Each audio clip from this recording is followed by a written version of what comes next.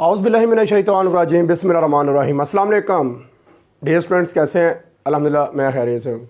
I hope आप भी खैरियत से होंगे। आप देख रहे हैं 10 पीरियड साइंस एकेडमी ऑफिशियल, जिसमें हम कर रहे थे स्टैट 21-15 की सीरीज़, जिसका लेक्चर स्टार्ट करेंगे 11, जिसमें हम पढ़ेंगे फॉर ग्रुप डाटा के लिए डायरेक्ट मेथड, उसमें मीन कैसे निकालते हैं, इसके बारे में हम डिस्कस करने वाले हैं। चलें जी, लेक्चर स्टार्ट करते हैं। सबसे पहले हम स्टेटमेंट देखते हैं कि क्लासेस दी गई हैं, आपको क्लासेस दी गई हैं और साथ फ्रीक्वेंसी दी गई है। आपने मिड पॉइंट निकालना है क्लासेस से। आपने क्या करना है बच्चे, इन दोनों को प्लस करना है। 0 + 10, 10 आ गया, 2 पे डिवाइड कर देना है, तो आपके पास मिड पॉइंट आएगा। ये ऑब्जेक्टिव में भी आ सकता है, याद रखिएगा, माइंड में रखने वाली बात है ये वाली, ठीक है। उसके बाद 10 + 40, 50 आ गया, डिवाइड बाई 2 करेंगे तो 25, ठीक है। तो इसी तरह ही आपने मिड पॉइंट निकालते जाना है। तो इट मीन के मिड पॉइंट को आप एक्स भी कह सकते हैं और वाई भी। तो ये आपका मिड पॉइंट है, ठीक है। दिस इज मिड पॉइंट, दरमियानी नुक्ता। क्या बोलते हैं इसे? दरमियानी नुक्ता। चैप्टर नंबर था आपका 6 मैट्रिक में। चैप्टर नंबर 6 था आपका सेंट्रल टेंडेंसी 6, जिसमें आपने असाबी और अरिथमेटिक मीन पढ़ा था। ये वही चीज़ है, ठीक है। चलें जी, सबसे पहले हम देखते हैं, क्लासेस लिख दिया सॉल्यूशन में। और चलें पहले फॉर्मूले को हम डिस्कस कर लेते हैं। डायरेक्ट मेथड के लिए फॉर्मूला होता है x bar equal to sum F x over sum f, ठीक है बच्चे। तो आपको चाहिए एफ दिया हुआ है, ठीक है। आपको चाहिए x, वो नहीं दिया हुआ, तो वो मिड पॉइंट है, वो कैसे निकालना है मैंने पहले भी आपको बता दिया। दोनों को प्लस करना है, 2 पे डिवाइड करना है। दोनों को प्लस करना है, 2 पे डिवाइड करना है। दोनों को प्लस किया, 2 पे डिवाइड किया, 5 आया। दोनों को प्लस करना है, 50 आया, 2 पे डिवाइड किया। दोनों को प्लस करना है, ठीक है, 2 पे डिवाइड करना है। दोनों को प्लस करना है, 2 पे डिवाइड करना है। दोनों को प्लस 2 पे डिवाइड, दोनों को प्लस 2 पे डिवाइड, ठीक है। तो आपके पास दरमियानी नुक्ता, मतलब कि मिड पॉइंट आ जाएगा। ओके, याद रखिएगा। उसके बाद आपने क्या करना है, एफ एक्स आ गया आपके पास। आपने क्या करना है, एफ और एक्स को दोनों को आपने मल्टीप्लाई कर देना है according to this formula. Okay बच्चे, याद रखिएगा। तो आपने क्या करना है, एफ एक्स दोनों को मल्टीप्लाई करना है। 5 को मल्टीप्लाई करना है आपने 40 के साथ, 200 आएगा। फिर आपने 110 को मल्टीप्लाई करना है 25 के साथ, तो आपके पास 2750 आएगा। ओके बच्चे, तो इस तरह आपने मल्टीप्लाई करते जाना है, आपके पास आंसर आते जाएंगे। क्लियर है बच्चे? अब हम देखते हैं, मैं आपको दिखाता हूं कि मैंने कौन सी बुक से ये जो है ना एग्जाम्पल उठाई है। समझ लें, मैंने मैट्रिक से उठाई है। अभी मैं आपको बुक भी दिखा लेता हूं और आपको गो थ्रू भी करवा लेता हूं कि आगे वाली जो वैल्यू है वो आपने खुद मल्टीप्लाई करनी है। ये वाली इसे इसके साथ मल्टीप्लाई करोगे, इसे इसके साथ करोगे, जो भी आंसर आएंगे वो प्लस करोगे, आपके पास फाइनल आंसर आ जाएगा, ठीक है, सम आ जाएगा। ओके बच्चे, तो मेरा काम था आपको एग्जाम्पल सीधी करके आपको बताना कि मिड पॉइंट कैसे निकालना है। अब बात याद रखिएगा, कभी कभार यहाँ पे क्लासेस आ जाती हैं आपके पास। तो ये देखें ज़रा, आपके पास ये नंबर अगर सेम होने शुरू हो जाएं, ये देखो 10 सेम सेम सेम सेम और ये सेम, इसे कहते हैं क्लास बाउंड्रीज। क्या कहते हैं? Class boundaries. याद रखिएगा, ये हमने पीछे पढ़ा हुआ है, इसे कहते हैं क्लास बाउंड्रीज। क्लासेस क्या है? Class boundaries. अगर ये सेम ना होते, ये वाले अगर ये सेम ना होते, तो देन ये क्या होता आपके पास? क्लास इंटरवल, CI, ठीक है, क्लास इंटरवल। और ये फ्रीक्वेंसी होती है, इसका मतलब होता है कि 0 और 10 के दरमियान इतने नंबर हैं। 10 और 40 के दरमियान 110 नंबर हैं। 40 और 90 के दरमियान 150 नंबर है। 90 और 100 के दरमियान 200 नंबर है, ठीक है। 100 और 105 के दरमियान 120 नंबर है। समझ लगी ना बात की? इसका मतलब ये होता है। अब इन दोनों को मल्टीप्लाई करके ना 30 को मल्टीप्लाई करना है आपने 112.5 के साथ, यहाँ पे लिखना है। और फिर 20 को मल्टीप्लाई करना है आपने 130 के साथ, यहाँ पे लिखना है। और प्लस करेंगे, सम करेंगे, तो आपके पास सम आएगा 499, ठीक है, और 75 divided by sum of f. जिसका सम चाहिए सिर्फ आपने उसी का सम निकालना है। देखिए फॉर्मूले में इसका सम नहीं चाहिए, इसका भी कोई अमल दखल नहीं है, क्योंकि इसका हमने मिड पॉइंट निकाल लिया है। आपने सम ऑफ एफ करना है, 670 आएगा, 670 आएगा। उसके बाद आपके पास आएगा 49,975, मतलब कि 49975, ठीक है। तो अकॉर्डिंग टू दिस फार्मूला आपने पुटिंग वैल्यूज़ कर देनी है, और डिवाइड करने के बाद आपके पास जो फाइनल आंसर आएगा मीन का, वो आएगा 74.5895, ठीक है बच्चे। याद रखिएगा, सिंपल सा कंसेप्ट था। ऑब्जेक्टिव में ये पूछ सकता है आपसे कि आपके पास क्लासेस CI ये है, आप इसका मिड पॉइंट निकालें, क्लास मार्क निकालें। क्लास मार्क भी इसे कहते हैं, क्लास मार्क, ठीक है, क्लास मार्क मिड पॉइंट एक ही बात है, या एक्स या वाई एक ही चीज़ है, ठीक है।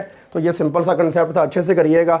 इसके बाद हम दूसरी एग्जांपल करते हैं जिसमें मैं आपको बता दूंगा कि सीधी सीधी सिंपल आपको मिड पॉइंट भी दे सकता है, सीधा सीधा ही, मतलब क्लासेस सी आई या सी बी ना भी दिया हो, सिंपल उसने क्या दे देना है आपको, यही दे देना है, ये दे देना है, और आपने क्या करना है, एक्स के साथ मल्टीप्लाई करना है और उसका आंसर निकाल देना है। सिंपल सा कंसेप्ट होगा ये भी। जी प्यारे बच्चों, अब हम डिस्कस करेंगे कि आपको अगर उसने सी आई और सी बी ना दिया हो और डायरेक्ट आपको क्लास मार्क दे दे तो वो आप कैसे सॉल्व आउट करेंगे। हालांकि वो इजी कंसेप्ट है, डायरेक्ट आपने मल्टीप्लाई ही करना है, लेकिन उसके अलावा भी हम डिस्कस करेंगे कि अगर उसने पूरा डाटा ही सॉल्व करके दे दिया हो तो फिर आप किस तरह सॉल्व आउट करेंगे, ठीक है। चलिए सबसे पहले हम बात करते हैं, एग्जांपल है हमारे पास कि फाइंड मीन एक्स बार, ठीक है, वाई बार भी कह सकता है आपको, जी बार भी कह सकता है, तो डजंट मैटर, ये वेरिएबल ही आपका चेंज होगा और कोई मसला नहीं है। सबसे पहले हम देखते हैं एक्स की वैल्यू क्या है। 6 है आपके पास, फ्रीक्वेंसी 2 है, 10 है और फ्रीक्वेंसी 5 है, और 14 है और फ्रीक्वेंसी 8 है, 18 है फ्रीक्वेंसी 18 है, 22 है तो फ्रीक्वेंसी 22 है, 26 एक्स की वैल्यू तो फ्रीक्वेंसी 13 है, एक्स की वैल्यू 30 है, फ्रीक्वेंसी 8 है, और 34 है एक्स की वैल्यू, और आपके पास जो दी गई है ना फ्रीक्वेंसी वो 4 है। तो अकॉर्डिंग टू दिस फार्मूला आपको चाहिए सम एफ़ का, तो आपने एफ़ का सम कर लेना है। कैलकुलेटर से आपने एफ़ का सम करना है, आपके पास 80 आएगा, और उसके बाद आपने क्या करना है, आपने उसके बाद इन दोनों को मल्टीप्लाई करना है।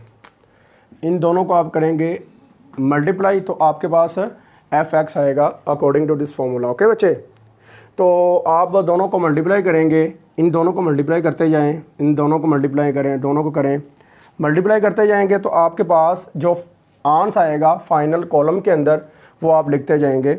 इन दोनों को मल्टीप्लाई करना है बस, ठीक है, तो आपके पास ये आंसर आते जाएंगे। ओके बच्चे, तो ये आपके पास सारे आंसर आ गए। देन आप अगर फॉर्मूले को देखें तो उसके अंदर सम ऑफ एफ एक्स है, तो एक मिनट और मैं चीज़ बता देता हूँ। इसे हम सम भी बोलते हैं, इसे हम सिग्मा भी बोलते हैं, ठीक है, सम या सिग्मा किसी भी नंबर को प्लस करने का तरीकाकार है। अच्छा, मज़े की बात है कि अगर किसी चीज़ को प्लस करना हो तो ये आप सिंबल यूज़ करते हैं सम का, सिग्मे का। अगर आपने नंबर मल्टीप्लाई करने हो, जैसे ये देखें ज़रा फॉर एग्जांपल, ये देखें, ये मैं नंबर मल्टीप्लाई कर रहा हूँ, 2 कितनी बार मल्टीप्लाई हो रहा है, 4 बार, तो मैं क्या करूँगा, पाई लिखूँगा, बड़े वाली पाई, ऐसे करके, ऐसे ये करके, ये देखें ज़रा, आई इज़ इक्वल टू 1 से लेकर 1 है, मतलब कितने, 1 2 3 4, आई इज़ इक्वल टू 1 से लेकर आपने करना है 4 तक, 2 लिख देना है ऐसे। तो इसका मतलब है कि 2 को 4 बार मल्टीप्लाई किया है। तो अगर इसी जगह में यही होता आपके पास 2 + 2 + 2 + 2, तो आपने सम करना था, आई इज़ इक्वल टू 1 से लेकर 4 तक आपने 2 लिख देना था ऐसे, ठीक है। और मज़े की बात है, जो लास्ट वाला नंबर होता है ना, उनको मल्टीप्लाई कर देते होते हैं। ये देखें ना, यहाँ पे इनको मल्टीप्लाई करो, कितना आता है, इनको मल्टीप्लाई करोगे ना तो आपके पास आएगा 2 4 8, इनको प्लस करके देखें आपके पास 8 ही आता है। लेकिन यहाँ पे अगर हम देखें तो वो कंसेप्ट टोटली उलट हो जाता है, ये याद रखना। इन दोनों को मल्टीप्लाई करो, 2 2 4, 4 2 8, 8 2 16, तो ये जो आपके पास यहाँ पे जो आंसर आता है, अब मल्टीप्लाई करके नहीं आएगा, ये जो 2 है ना, ये जो पावर होती है ना इसके ऊपर आ जाती है, ये टाइम्स होते हैं ना, देखें 4 टाइम्स मल्टीप्लाई हो रहे हैं तो इसकी टाइम्स मतलब पावर आ जाएगी, तो ये आपके पास 16 आ जाएगा, देख लें ऐसे ही है। तो ये ज़रा कंसेप्ट अच्छे से करिएगा सिग्मे का, क्योंकि मेरी जो कोशिश होती है, मेरा कंसेप्ट यही होता है, बच्चों तक पहुंचाने की कोशिश होती है कि आपको बेसिक चीज़ों का पता होना चाहिए, बाकी जो है ना वो कंसेप्ट क्लियर होते ही रहते हैं। जब तक बेसिक चीज़ें नहीं होंगी आपकी क्लियर, तब तक आपका जो है ना वो शक जो होता है ना, वो पता नहीं ये क्वेश्चन ठीक है या नहीं सही, तो फिर वो दूर नहीं होता, ये याद रखिएगा, ठीक है। चलिए उसके बाद हम बढ़ते हैं। एक और मज़े की बात बताता हूँ, यहाँ पे कॉलरी है, मतलब कि रिमार्क्स हैं कि आपके पास जो भी फार्मूला था आपने वैल्यू पुट कर दी, ये देखें, तो 1696 की डिवाइड बाय आपने कर दिया फ्रीक्वेंसी को, तो आपके पास आया 21.2। अब जो आपका आंसर आया ना, याद रखना, आपका जो आंसर है वो आपकी फ्रीक्वेंसी के अंदर से आता है, आपकी जो फ्रीक्वेंसी होती है ना उसके अंदर से आपका आंसर आता है, याद रखना, उसके अंदर बिल्कुल कहीं ना कहीं एडजस्ट होता है। ये देखें फॉर एग्जांपल, आपकी वैल्यू 2 है, 5 है, 8 है, 18 है, 22 है, 13 है, 8 है, 4 है, इसके अंदर आपका आंसर आना चाहिए, मतलब कि आपका आंसर इसके करीब तरीन है, देख लें तो 21.2 है। तो इसका मतलब है कि आपका जो आंसर आ रहा है वो आ रहा है बेसिकली इस इंटरवल के बिटवीन, किसी न किसी इंटरवल के बिटवीन आंसर आता है, याद रखिएगा। तो कोई भी मीन का क्वेश्चन आप करेंगे ना तो आपका जो आंसर है वो फ्रीक्वेंसी के अंदर से आएगा, फ्रीक्वेंसी के अंदर से आएगा। ये नहीं होगा कि देखें 22 है ना, ये नहीं होना था कि आपका आंसर ऐसा आ जाता 23 आ जाता, 24 आ जाता, नहीं आना था, ऐसा कोई भी आंसर नहीं आना था।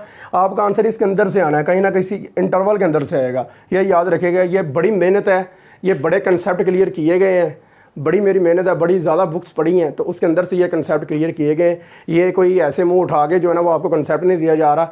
ये जो भी चीज़ आपको बताई जाती है ना उसके ऊपर बड़ी मेहनत की जाती है, रिसर्च की जाती है और बहुत ज़्यादा मेरी स्टडी होती है, ठीक है। तो वो जो है ना इसे ईजी नहीं लेना, ये आपने अपने बड़े भाई की, अपने टीचर की, अपने सर की जो है ना वो समझ लें कि एक मेहनत है जो आप तक पहुँचा रहे हैं, ठीक है। तो अच्छे से करिएगा। अच्छा, उसके बाद हम बात करते हैं कि आपके पास अगर इस तरह का आ जाए, सोल्व डाटा आ जाए, पूरा सॉल्व किया हो, एक्स बार निकालें जी, वैन जो है ना sum of X is equal to 50 है और सम एफ जो है ना वो 2 है, तो आपने फॉर्मूला एडजस्ट करना है, पुटिंग वैल्यूज़ कर देनी है, सिंपल। देखिए sum F X divide by sum F, तो आप ये डायरेक्ट मेथड चल रहा है, ये भी याद रखिएगा। ये सारा हम जो सीख रहे हैं सारा डायरेक्ट मेथड है फॉर ग्रुप डाटे के लिए, क्योंकि अनग्रुप डाटे के लिए हमने चैप्टर लेक्चर नंबर जो 10 है उसमें हम डिस्कस कर चुके हैं। 25 आएगा। फिर इसी तरह ही मैंने क्या किया है, पहले हमने मिस किया एक्स बार को, अब मैं मिस कर देता हूँ सम एफ को इसी क्वेश्चन के अंदर ही।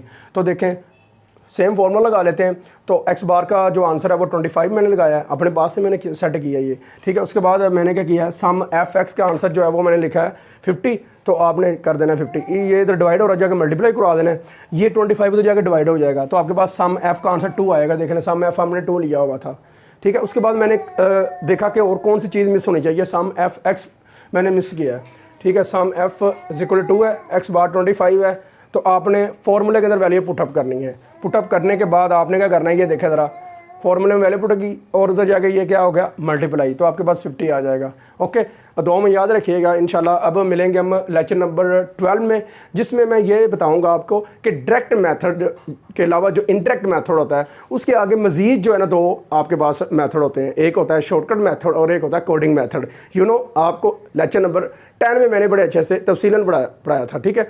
और अल्लाह आपका मेरा हामी नासर हो, और ज़्यादा शेयर करिएगा और ज़्यादा जो ना हमें लाइक और कमेंट सेक्शन में जाके ये बताइएगा कि हमारा काम आपको कैसा लगता है, क्योंकि दिल से आपको पढ़ाया जाता है, दिल से जो है ना आपको चीज़ें बताई जाती हैं कि आपके कंसेप्ट अच्छे से अच्छे क्लियर हों। अल्लाह हाफिज़।